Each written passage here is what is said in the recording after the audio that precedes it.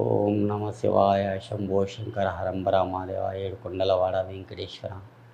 Yeah Lakshmi Narasimhaswamy నీ పాదాల సాక్షిగా. ఇప్పుడు తులారాశి వారికి ఎలా ఉంది చూద్దాం. నమ్మ తులారాశి వారికి ఎలా ఉంది చూడు.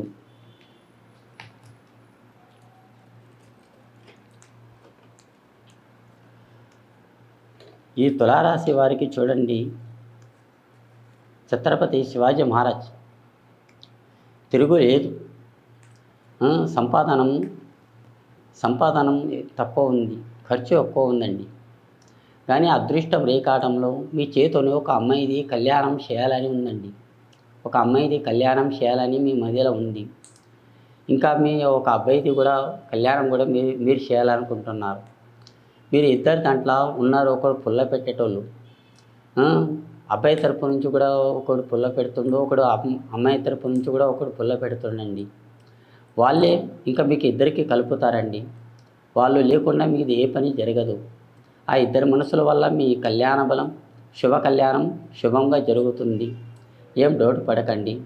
మీ అనుకున్న పనుల్లో మంచిగా అవుతుంది. రాబోయే దినాల్లో కూడా మీకు మంచి గడియలు ఉన్నాయి. అదృష్టం రేకాటంలో కూడా బాగుంది. కానీ మీరు ఏ పని చేసినా కానీ నిదానంతో చేయండి. ఆ భగవంతుడు మీకు తప్పకుండా కాపాడతాడు. ఎక్కడ పైన మీ పేరు మీద మంచిగా ఉందండి. కానీ మీ మధ్యలో ఒక ఇల్లు కూడా కడదాం అనుకున్నారు. ఇల్లు వద్దు, ముందు పెళ్లి చేద్దామన్నట్టు మీ కోరిక పడ్డది. ఒక వాహనం కూడా తీసుకోవాలనుకున్నారు, తీసుకున్నారు.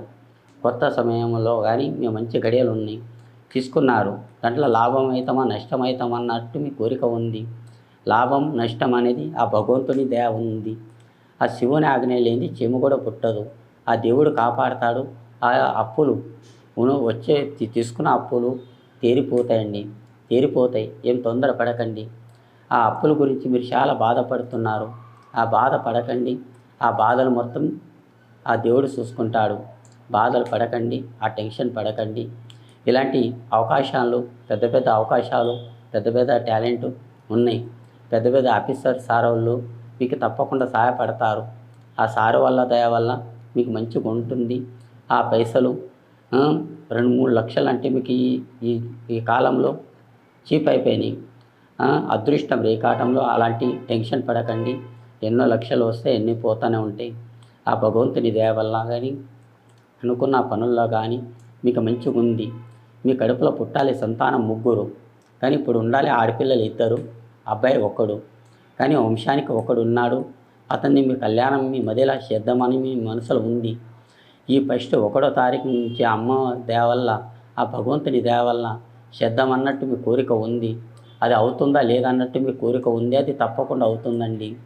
ఆ భగవంతుని దయ వల్ల ఉగాది వెళ్ళిన తర్వాత వరకు మీ కళ్యాణం చేద్దామన్నట్టు మీ మనసులో ఉంది. అది తప్పకుండా అవుతుంది. ఏం టెన్షన్ పడకండి. అనుకున్న పనుల్లో మీకు బాగా జరుగుతుంది. ఎక్కడ పైన మీ పేరు మీద మంచిగా ఉంటుంది. కానీ అనుకున్న పనుల్లో కానీ చేసే పనుల్లో కానీ నలుపు వస్త్రం వేసుకోకండి. వేసుకున్న బట్ట మాత్రం ఇతర వాళ్ళకి ఇవ్వకండి. జై శ్రీరామ్.